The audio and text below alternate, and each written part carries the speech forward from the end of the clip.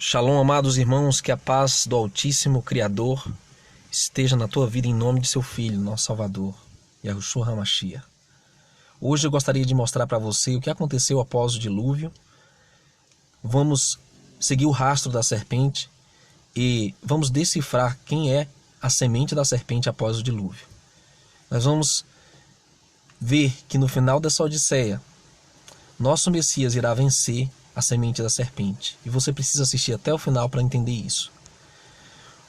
Bom, os gigantes Nephilim, a semente da serpente, continuam mesmo após o grande dilúvio, a inundação que destruiu o mundo antigo. Gênesis 6,4 diz: havia naqueles dias gigantes, ou Nephilim, os caídos na terra, e também depois.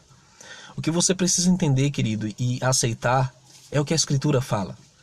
Não importa como, e nós vamos falar como, mas não importa como, ou que, ou quando, ou detalhes, mas a Bíblia é muito clara, que nos dias de Noé haviam gigantes, e também depois, daqueles dias, após o dilúvio, houveram gigantes, os Nephilim, a semente da serpente, potencializada, depois desses anjos caídos terem se envolvido com as filhas de Caim e gerado filhos gigantes.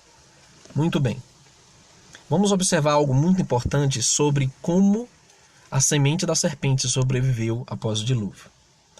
Em Gênesis 6,18, o Criador diz para Noé: mas contigo estabelecerei minha aliança, e entrarás na arca, tu e os teus filhos, tua mulher e as mulheres de teus filhos contigo. Gênesis 6,18. Entre a família de Noé estavam pessoas que não eram como Noé, justo, perfeito, um servo do Eterno, conforme veremos a seguir. E a única forma de explicar isso, queridos, é porque o Criador determinou que joio e trigo estariam juntos até o fim. Havia joio e trigo na arca de Noé, como havia joio e trigo também posteriormente nas sementes de Israel, na semente do Messias. E nós vamos entender melhor esses detalhes à medida que você for analisando comigo as Escrituras. Somente é o que eu vou trazer nesse estudo. E Zilá também deu à luz a Tubal-Caim, mestre de toda a obra de cobre e ferro. E a irmã de Tubal-Caim foi Noema. Gênesis 4, 22. Note, essa é a linhagem de Caim em Gênesis 4. Noema, ou Naamá no hebraico, foi a esposa de Noé. Era descendente de Caim, a única filha mencionada de Lameque e Zilá. O irmão dela foi Tubal-Caim, enquanto Jabal e Jubal eram meios irmãos, filhos da outra esposa de Lameque, Ada. Você pode pesquisar isso, facilmente encontrar esposa de Noé. Queridos, em Gênesis 9, 19 e 22, mostra um episódio muito estranho na vida de Noé após o dilúvio, e que você vai compreender pela própria Bíblia o que significou aquele incidente. E os filhos de Noé, que da arca saíram, foram Sem, Cão e Jafé. E Cã é o pai de Canaã. Note a ênfase sobre Cã, é o pai de Canaã. Por que a Bíblia cita que Cã é o pai de Canaã? Porque essa ênfase no único dos 3 filhos que menciona o filho dele. Estes 3 foram os filhos de Noé, e deste se povoou toda a terra. E começou Noé a ser homem do solo, e plantou uma vinha, e bebeu do vinho, e embebedou-se, e descobriu-se no meio de sua tenda. E viu Cã, o pai de Canaã, a nudez do seu pai, e fê-lo saber a ambos seus irmãos no lado de fora. Gênesis 9, 19 e 22. Note, a Bíblia às vezes usa de eufemismo algumas palavras mais elegantes, mais discretas, para evidenciar um pecado grave, um escândalo. Por exemplo, quando diz que o homem teve relações com sua mulher, diz que conheceu sua mulher. Nós sabemos que conhecer não é apertar apenas a mão e dizer: oi, prazer, sou eu. Sabemos que é algo mais íntimo, mais profundo. Quando a Bíblia diz que Cã viu a nudez de seu pai, a Bíblia está querendo passar uma mensagem aqui de forma mais leve, para que as coisas não sejam escandalizadas, e a própria Bíblia vai explicar e ampliar esse sentido. Vejamos, em Levítico 18, diz o seguinte no verso 6: nenhum homem se chegará a qualquer parenta de sua carne para descobrir sua nudez. Eu sou Iarro. Não descobrirás a nudez de teu pai e de tua mãe. Ela é tua mãe. Não descobrirás a sua nudez. Não descobrirás a nudez da mulher de teu pai. É nudez de teu pai. Então a minha pergunta, queridos, nós vamos usar a coerência seguinte. Quando Cão viu a nudez de seu pai, será que simplesmente ele olhou e contemplou as vergonhas de seu pai, ou foi algo mais profundo que isso? Por que Noé amaldiçoaria Cão e o seu filho Cainã, que ainda nem haviam nascido? Eu quero que você medite nisso enquanto terminamos de ler o texto de Levítico 18. Verso 18 vai explicar de forma ainda mais clara. E não tomarás uma mulher juntamente com sua irmã para fazê-la sua rival, descobrindo a sua nudez diante dela em sua vida. Então, quando diz tomar uma mulher com sua irmã, está falando de casamento. Porque diz que essa nudez é descoberta diante dela em sua vida, toda a sua vida. Ou seja, é um ato que é praticado na frente da outra irmã, durante toda a vida. Então, está falando sim de um ato sexual. E não chegarás à mulher durante a separação da sua imundícia, para descobrir sua nudez, ou seja, você não pode ter relações sexuais durante o período de menstruação da mulher, período da sua imundícia, como a Bíblia usa o termo. Por que, queridos? Porque descobrir a nudez de alguém é deitar-se com a mulher de alguém, segundo a Bíblia em Levítico 18, versos 6 a 19. Então tomaram Sem e Jafé uma capa e puseram-na sobre ambos os seus ombros, e indo virados para trás, cobriram a nudez do seu pai, e os seus rostos estavam virados, de maneira que não viram a nudez do seu pai.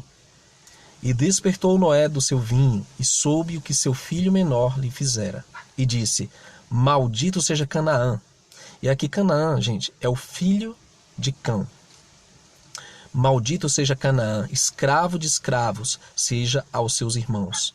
E disse: bendito seja Iarro, o Deus de Sem, o Shem, o pai dos semitas, daí vem o termo semita, filho de Sem, e seja-lhe Canaã por servo.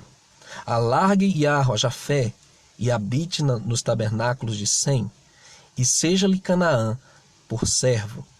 Então você veja que a primazia, a bênção de Noé é sobre o seu filho Sem, e não sobre Cão, e nem tanto sobre Jafé, porque Jafé iria habitar nas tendas de Sem. Ou seja, o sacerdócio seria dado a Sem, a bênção da primogenitura, e que os filhos de Cão seriam escravos dos filhos de Sem. Isso é muito profundo, nós vamos entender agora. Por que Canaã não recebeu a bênção? E aqui diz: por que Noé amaldiçoou o neto Canaã antes que houvesse nascido? Porque essa maldição foi dada naquele momento ali, que ele percebeu o que tinha acontecido. Porque não era neto dele a resposta. Era fruto de incesto entre Cã e Naamá, sua própria mãe. Observe que depois Nimrod, o filho de Cush, também descendente de Cã, faz a mesma coisa com sua esposa mãe, Semíramis. O pecado do incesto reativou o DNA da serpente, conforme veremos a seguir dentro das Escrituras. E observe, esse não foi o único escândalo de incesto no meio dos descendentes na Bíblia. Você vê o próprio Ló cometendo incesto com suas duas filhas em Gênesis 19. E foram duas nações malditas, Amon e Moabe, devido a esse pecado. Estas, pois, são as gerações dos filhos de Noé, que são Sem, Cão e Jafé, e nasceram-lhe filhos depois do dilúvio. E os filhos de Cã são Cush, Mitzraim, que é o Egito, Put e Canaã. E Cush gerou a Nimrod, e este começou a ser poderoso na terra. E este foi poderoso caçador diante da face de Iarro, por isso se diz como Nimrod, poderoso caçador diante de Iarro. Gênesis 10, 1 a 9. Note, Nimrod, ele era um desses Nephilim. Historicamente falando, ele é apontado como Gilgamesh, na antiga Suméria, ou Osíris, no Egito. E ele é apontado como aquele que, novamente, começou a trazer de volta o reinado dos Nephilim, daqueles poderosos da antiguidade, tanto é que ele constrói a Torre de Babel para vingar os seus antepassados. O verso 10 vai dizer que o princípio do seu reino foi Babel, o Babel, a Torre de Babel, Babilônia, que é o atual Iraque, Erech, Acade e Caun, a terra de Shinar. E desta mesma terra saiu Ashur e edificou a Nínive, Reobote, cidade, e Quelá. E recém, entre Nínive e Quelá, esta é a grande cidade. Gênesis 10, 10 a 12. Tudo isso na linhagem de Cão, descendentes também de Canaã. Agora veja outro ponto muito importante sobre os gigantes mencionados na Bíblia. E Mizraim, que é o Egito, gerou a Ludim, a Anamim, e esse é um nome também dado a outros povos que haviam gigantes, Lerabim, Nafthurim, a Patrussim e a Casluim, de onde saíram os filisteus. E esse é um ponto-chave, porque os gigantes que você vai ver na Bíblia, como aquele que enfrentou Davi, eram filisteus, né? Golias era um filisteu, e era descendente de Canaã, ou Cão, e Caftorim. E Canaã gerou a Sidom, seu primogênito, e a Het, e ao Iebuseu, que se encontravam na atual Jerusalém, foram expulsos por Davi também. Por isso que Jerusalém antigamente se chamava Jebus. Ao Amorreu, outro inimigo histórico do povo de Israel, ao Girgaseu, e ao Eveu, ao Araqueu, Sineu, e ao Arvadeu, ao Zemareu, ao Emateu, e depois se espalharam as famílias dos cananeus, e esses povos podem ser resumidos por este nome, cananeus. E foi o termo dos cananeus desde Sidom, indo para Gerar, até Gaza, indo para Sodoma e Gomorra, Admá, Zeboim, até Lacha, a terra prometida aos israelitas. Estes são os filhos de Cã, segundo suas famílias, segundo suas línguas, em suas terras, em suas nações. Note, os filhos de Cã perpetuaram a semente da serpente após o dilúvio, no meio dos povos cananitas compostos de 7 nações principais que o Eterno disse que eles deveriam expulsar de lá e eliminá-los, e não deveriam falhar nessa tarefa. E Satanás não seria detido assim tão facilmente. No tempo de Abraão havia uma grande população de Néfilim no mundo novamente. A maioria localizada no Oriente Médio, desde a ponta sul do Mar Morto até a Síria ao norte. Como os Néfilins originais pereceram todos no grande dilúvio, Satanás aparentemente começou um novo programa de procriação ajustado especificamente para impedir os israelitas de ocupar a terra prometida, até que surgisse Davi, uma figura do Messias, que iria esmagar a cabeça da serpente, a descendência literal do diabo. Prezados, venhamos e convenhamos, esses gigantes eram humanos comuns? Eles eram a semente de Adão? Eles eram semente de Noé? Essa é a pergunta que você deve se fazer. Porque nós observamos que Canaã, o descendente de quem é apontado esses povos cananeus, ele não era de Noé. Ele era fruto de um incesto. Ele não era da semente do justo, não era da planta do justo. Em Gênesis 14, 5 a 6 diz que uma coalizão de 5 reis da margem sul do Mar Morto derrotou 3 grupos de guerreiros, conhecidos como os Refaíns, os Zuzins, também conhecidos como os Anzumins, e os Emins. Os Refaíns eram descendentes de Rafa, que significa gigante em hebraico. O nome Zuzim significa criaturas errantes e Emim significa os terríveis. Em outra citação de Deuteronômio 1, 26 a 28 e 2, 10 a 11, encontramos referências aos Anaquins, os gigantes de pescoço longo, e Emins novamente, ambos identificados com descendentes de Rafa, o gigante. Em Deuteronômio 3:11 é feita referência a Og, rei de Bassã, um descendente de Rafa, cuja cama media 4 metros de comprimento e 2,5 metros de largura. Você vê homens de estatura maior que 3 metros, maior do que 4 metros, nos escritos do Antigo Testamento. Fala também de um egípcio que media aí quase 3 metros e alguma coisa.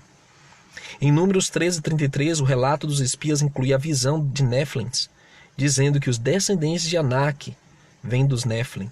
O medo dos Néfilim foi o que fez 10 dos 12 espias darem um relatório negativo para conquistar a terra de Canaã, persuadindo os israelitas a não entrarem na terra prometida. Tudo isso aconteceu no tempo de Moisés. Em Josué 14,15, no fim da conquista da terra, Caleb recebe Hebron, antes conhecida como Kiriat Arba, porque foi fundada por gigantes. E por isso que Caleb vai lá e derrota os gigantes no monte Kiriat Arba. E é claro, 1 Samuel 17, 2 Samuel 21, 15 a 22, a derrota de Golias e seus 4 irmãos, todos descendentes de Rafa, no tempo do rei Davi. Essa história todos conhecemos. E esta é a semente de Adão preservada por Noé e seu filho Sem, o Shem.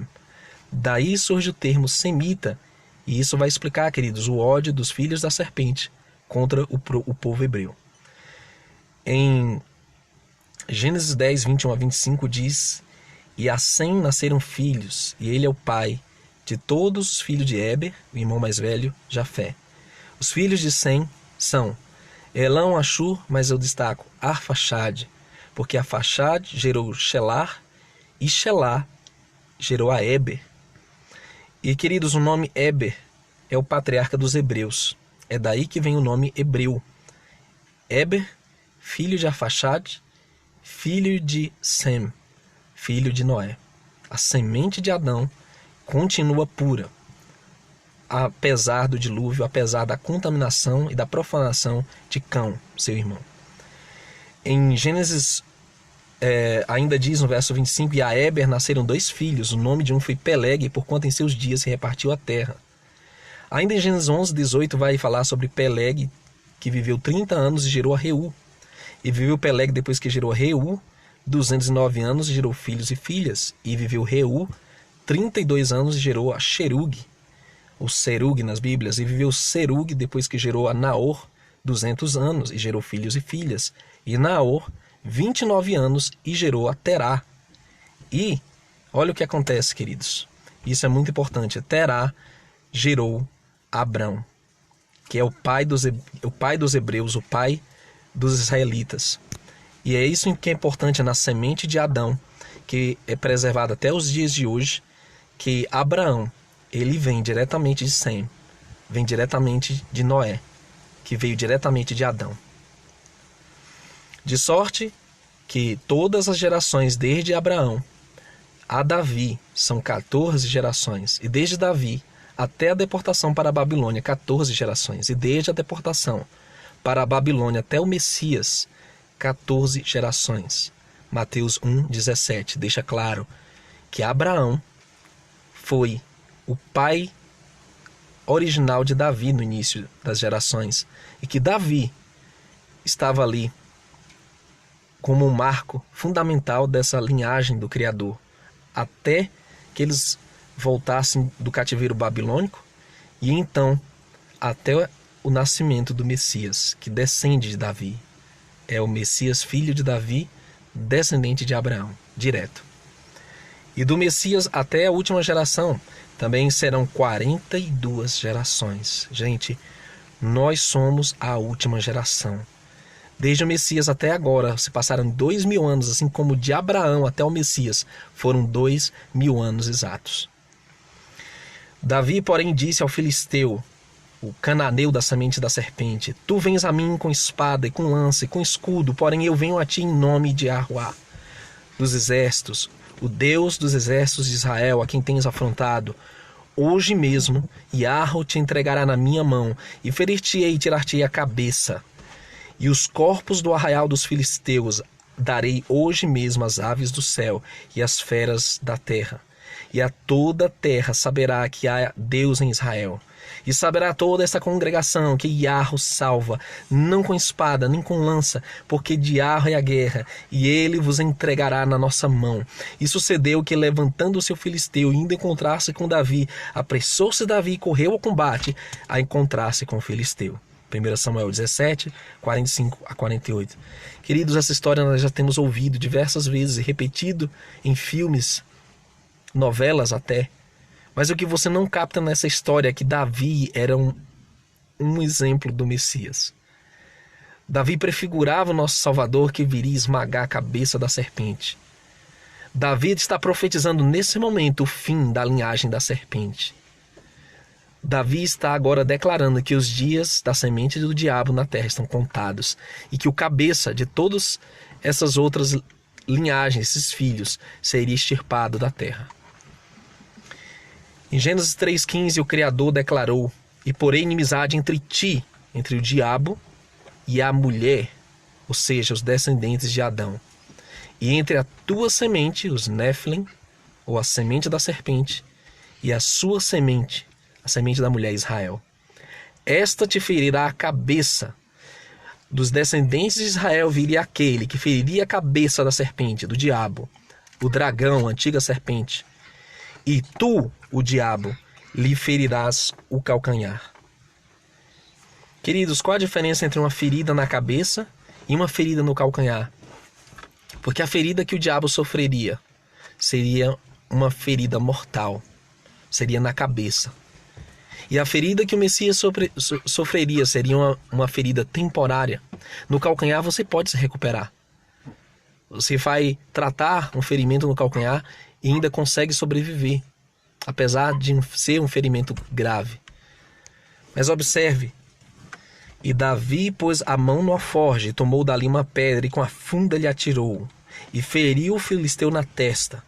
E a pedra se lhe encravou na testa e caiu sobre o seu rosto em terra.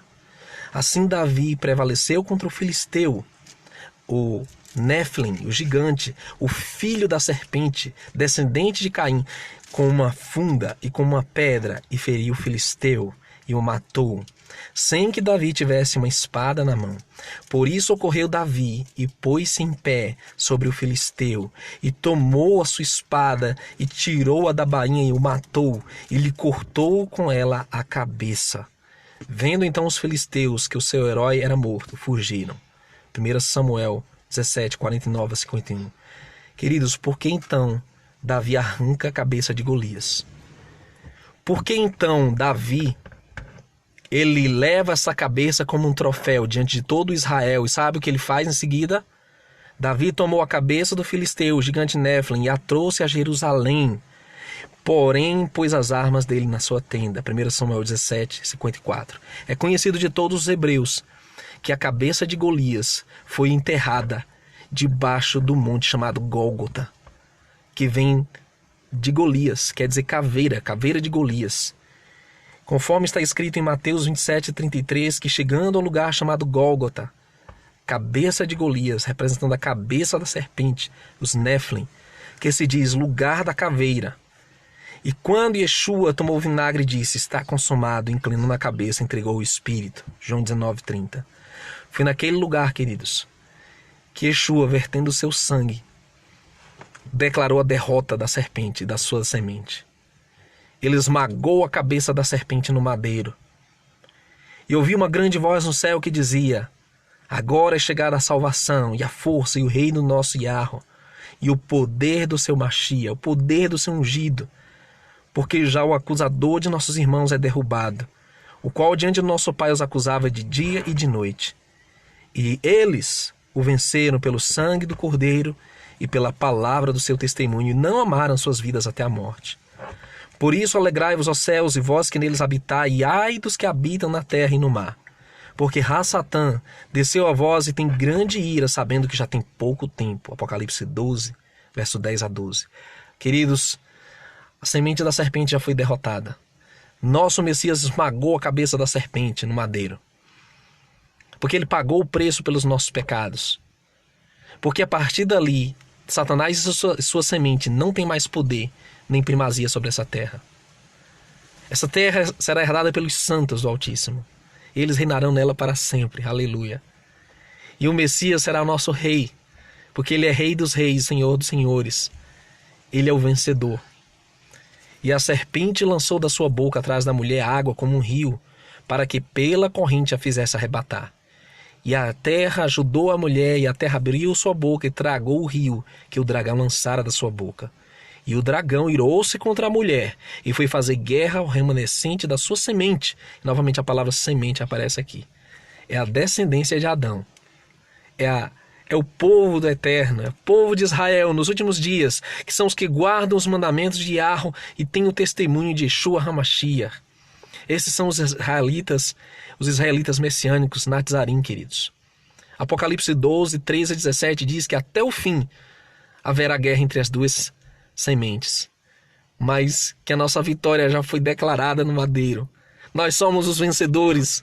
Nós estamos com Yeshua HaMashiach, o hebreu, o judeu da tribo de Arudá, que venceu o maligno, que esmagou a cabeça da serpente e declarou a vitória do reino dos céus para sempre. E o Deus da paz, da Shalom, esmagará em breve Rassatã debaixo dos vossos pés. Que a graça de nosso Salvador Yeshua HaMashiach seja convosco. Assim seja. Romanos 16, 20. Queridos, não perca o próximo vídeo, porque nós vamos mostrar o rastro da serpente até os dias de hoje e mostrar quem são. Também nós vamos mostrar quem são os descendentes de Adão, os descendentes de Noé, os descendentes de Sem. Quem são os descendentes de Abraão? Quem são os descendentes de Davi? Quem são os descendentes do Mashiach e Yahushua nos dias de hoje? E você deve fazer parte desse povo. Que o Eterno te abençoe e te guarde. Ore por nós. A batalha apenas começou. Shalom, shalom.